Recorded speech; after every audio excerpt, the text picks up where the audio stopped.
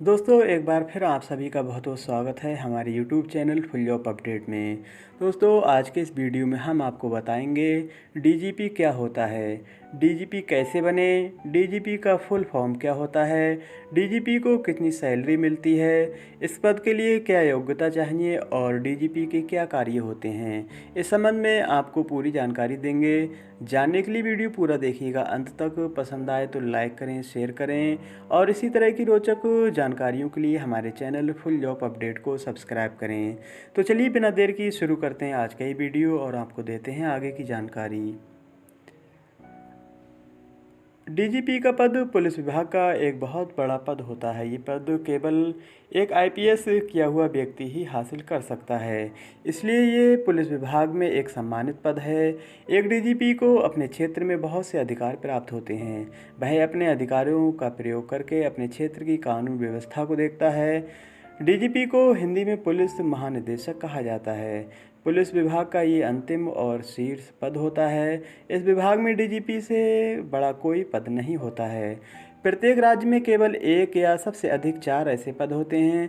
सभी डीजीपी भारतीय पुलिस सेवा यानी आईपीएस के अधिकारी हैं। तो आइए अब आपको बताते हैं डीजीपी का फुल फॉर्म। डीजीपी का फुल फॉर्म अंग्रेजी में डायरेक्टर जनरल ऑफ पुलिस होता है। इसका उच्चारण डायरेक्टर जनरल ऑफ पुलिस है। डीजीपी को हिंदी में पुलिस महानिदेशक कहते हैं। ये किसी भी राज्य का सबसे बड़ा पुलिस विभाग का अधिकारी होता है, जिसका चुनाव भारतीय पुलिस सेवा यानी आईपीएस की परीक्षा द्वारा किया जाता है। गैर आईपीएस इस पद पर नियुक्त नहीं किया जा सकता। राज्य में इसे कैबिनेट मंत्री के बराबर दर्जा प्राप्त होता है। डीजीपी कैसे बने? डीजीपी बनना कोई आसान कार्य नहीं होता। इस पद को प्राप्त करने के लिए कठिन मेहनत और कठिन परीक्षाओं से गुजरने के बाद ही इस पद की प्राप्ति होती है। ये पद पुलिस विभाग के सर्वोच्चतम पदों में से एक होता है, जिसे प्राप्त करने के लिए आईपीएस की परीक्षा से गुजरना जरूरी होता है। आइए अब आपको बताते हैं कैसे प्राप्त होता है ये पद। सर्वप्रथम आपको उप पुलिस अधीक्षक यानी डीएसपी बनाया पद पर नियुक्ति किया जाता है। इसके बाद आपको अतिरिक्त पुलिस अधीक्षक एएसपी पद पर कार्य करना होता है। फिर पुलिस अधीक्षक यानी एसपी पद की जिम्मेदारी संभालनी होती है। इसके बाद वरिष्ठ पुलिस अधीक्षक एसएसपी पद पर तैनाती की जाती है। इसके बाद आपको पुलिस महानिरीक्षक डीआईजीपी नियुक्त किया जाएगा। अब पुलिस महानिरीक्षक आईजीपी बन जाएंगे। इसके बाद अतिरिक्त पुलिस महानिदेशक एडीजीपी का पद का कार्यभार सौंपा जाता है। फिर अब अंत में आपको पुलिस महानिदेशक यानी डीजीपी पद पर नियुक्त किया जाता है। पुलिस विभाग का ये अंतिम पद होता है, इसलिए ये पद आसान नहीं होता है। बहुत अधिक मेहनत करने के बाद ही इस पद को प्राप्त कर पाएंगे।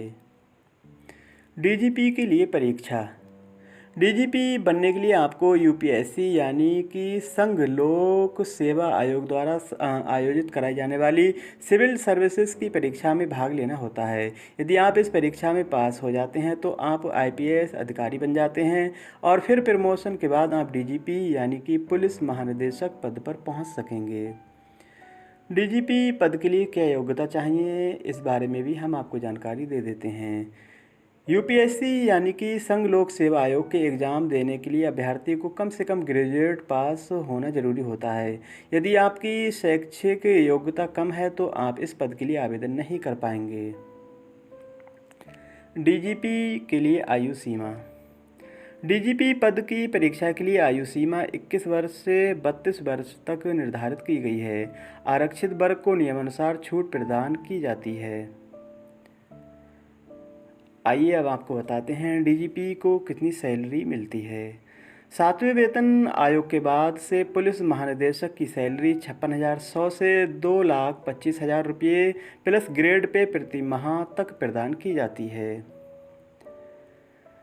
डीजीपी के कार्य क्या होते हैं? डीजीपी का मुख्य रूप से कार्य जिस राज्य में तैनाती होती है उस राज्य में शांति व्यवस्था बनाए रखना होता है।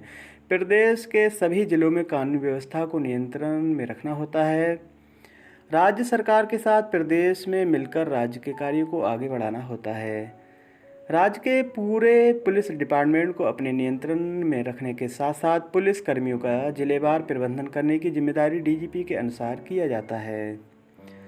तो दोस्तों, ये जानकारी बस यहीं तक। उम्मीद है आप सबको पसंद आई होगी। पसंद आई हो तो दोस्तों के साथ शेयर करना ना भूलें और इसी तरह की रोचक जानकारियों के लिए हमारे चैनल फुल जॉब अपडेट को सब्सक्राइब करें। आप सबने अपना कीमती समय दिया, इसके लिए बहुत बहुत धन्यवाद।